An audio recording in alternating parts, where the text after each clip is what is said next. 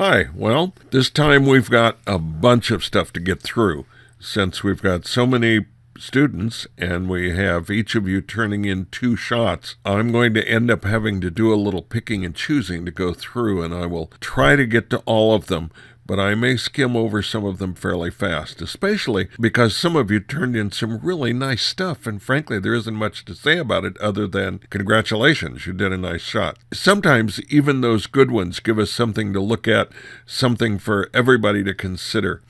So we'll try to do our best to make it work for all of us. So let's leap into it. Here's one that was designed for the maximum depth of field shot, and it definitely has that. You've got depth of field from right here in the front of it all the way to the back. So from the technical standpoint, this shot is perfect. So what about from the aesthetic standpoint? Well, we've got this pathway or stream bed or whatever this actually is, this depression in here, with some incredibly strong leading lines. I mean, you've got this line coming into it. You've got an implied line from here. You've got all of these lines pointing in. You've even got this line pointing down, all into kind of a central area there in the back. So those work really well. Is there anything that is breaking that up? And the answer is yes. This stuff in here is starting to stop that motion. And up in here, we're not doing anything that's really helping us that much. So I'm going to suggest that we can improve this a great deal simply by cropping it. So let's do that. I'm going to come in from this side. What I'm going to do is put this central point a little off center.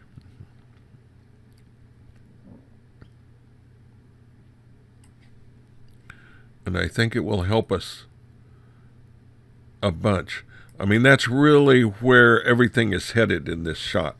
So let's take a look at it now.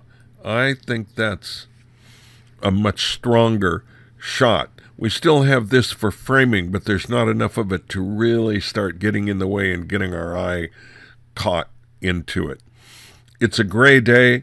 The shot looks like an overcast day in here.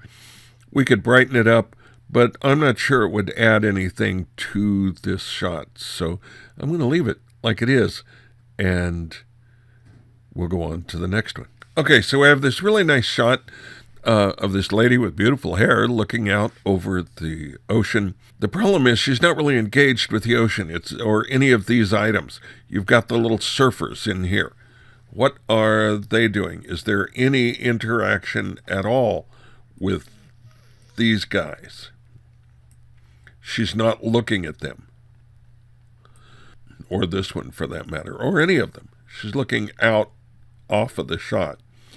So normally speaking, you would give her more room in that direction than in this direction, since none of this really relates to her except giving it a background and environment. So in order to deal with this, we're going to make a couple of changes.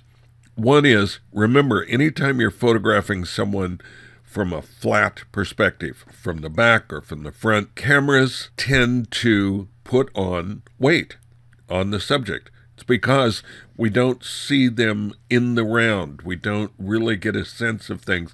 We just see the outer edges of people, and it makes them look heavier than they really are. So we're going to start by making a subtle change in this. We're going to select everything, do a free transform, and we're simply going to thin her down a little, which is probably more accurate to the way she actually appears when you're looking at her. So we'll go ahead and take that. Now we've got a question. Ideally, we would have her looking this way. Could we do this as a vertical crop and really pay attention where she is? That may be a much better shot. And we've given her room to look into the distance here at whatever it is. It just makes for a more pleasing shot. We haven't lost the sense of the background. She's still overlooking the ocean with the waves, looking towards the north with the hillsides. But now we've given her a little more room to move.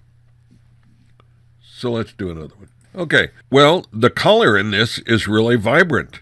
This red against the tan color. What I'd have to say is that you certainly have nailed shallow depth of field. We've got the dog, I assume, asleep in the foreground.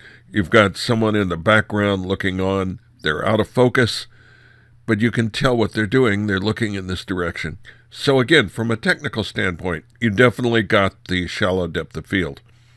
Our problem is we have no inherent connection here. So you have to decide when you're doing a shot like this, what really is your shot? Is it the dog in here? Or is it the guy in the background looking on to the dog? Is it a picture about the dog with someone in the background? Is it a picture about the guy with the dog in the foreground? Or is it simply a picture about the dog and what the dog is doing? If that's the case, then we could make this a much stronger image. With a shot like that, you've still got the shallow depth of field, but now this is what the shot's all about. It just makes it a little cleaner. This is really a lovely shot of this flower. I like the way the light is making it look like it's glowing from within. This is really a nice use of light. And the fact that we've got the back end just starting to go out of focus, the front is going a little out of focus. We're really forcing your concentration to look at this flower really right here in the front part. So this is really a very nice shot. I think, again, though, I would make it a little bit tighter. Not a lot, but a little bit. Because this is out of focus, it's not an important part. Here's where the shot is. So let's see if we can tighten this up a little.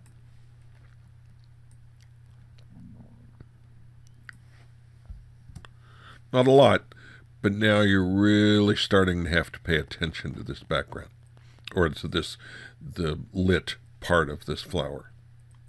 I think this is really a nice shot. So congratulations on this. But I'd tighten it up for a finished shot.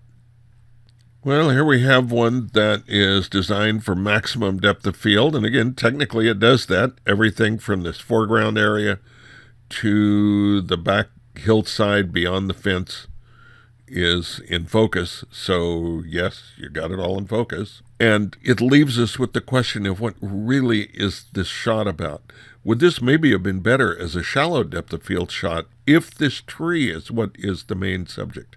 So what is in here that's drawing us away from it? What's actually leading us to it? Well, some of this action in here, this is kind of leading us up into the tree. It's pointing at the tree. You could say the fence is sort of pointing at the tree, and that our real subject is right in here. If that's the case, then we can get rid of this simply, again, with a crop. We want to keep that lower part. We want to keep this motion.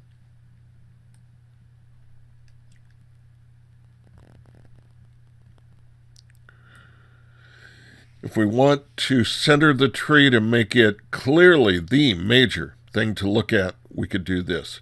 If we wanted this to pick up a little more of this side, to move the tree a little off center, add a little more of this fence, then I would go this way, simply because when you do this, this line in the fence now starts to take you out of the shot, not further into it. So I would crop it at that. And the truth is, were it mine, I would probably make it more like that, so that you're really looking at the tree. That's your main shot. Remember, there are a lot of shots you've got in here where there really is primarily a vertical shot horizontally. Here is a tip for you. if you turn your camera sideways, nothing will fall out.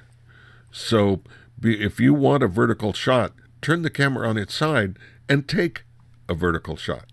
Here we have an interesting shot of someone from the back looking out over the city. I'm not sure what this red right over his ear is. It is so bright, it really starts taking on a life of his own. So I'm going to zoom in and see. Okay, it's just a light in the background. That's really unfortunate to be there.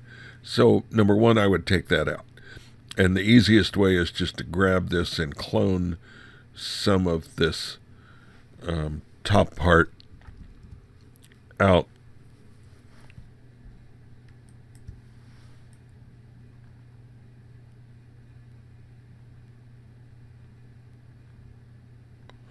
Because that's really distracting. And then we really don't need all of the sky.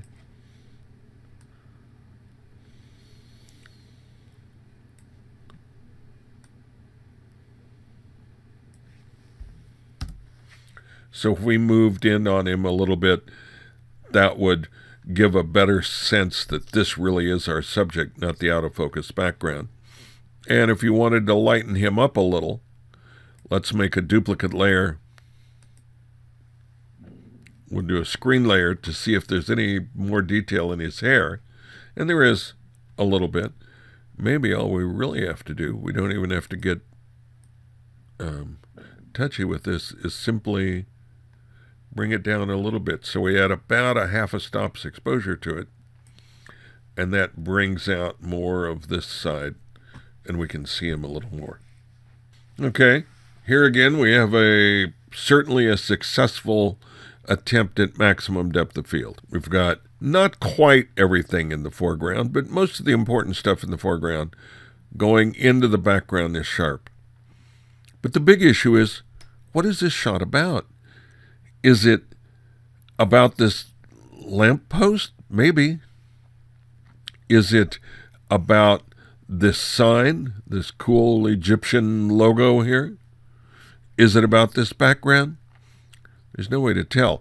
The real problem, it certainly met the depth of field assignment, but it didn't really give us a photograph that there's anything specific to look at.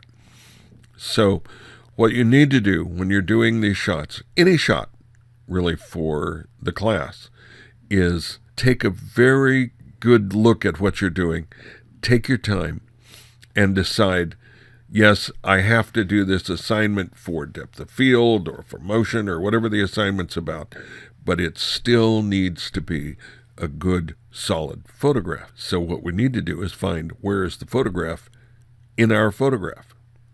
And in this case, there's so much conflicting information, there really isn't one. Oh, sure, we have this nice little doggy face. Oh, everybody can say aw now. It'll all work out well. So what can we do to improve this? Well, here's our subject area right in here. This is really it. And the real subject is in this eye, where this is really starting to work well.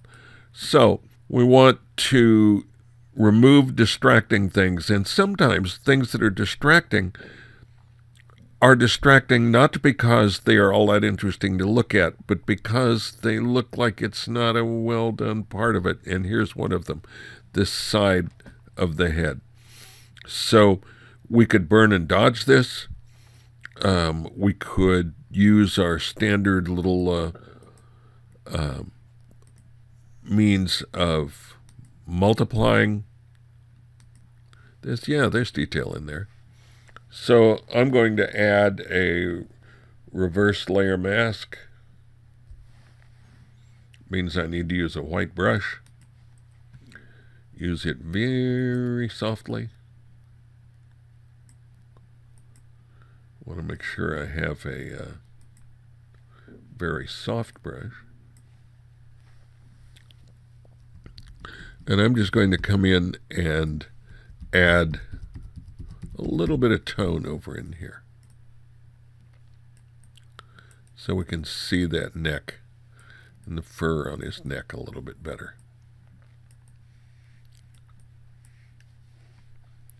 And then let's bring this shot into where we're really pushing our envelope here a little bit. There we go. Don't be afraid to move in on your stuff.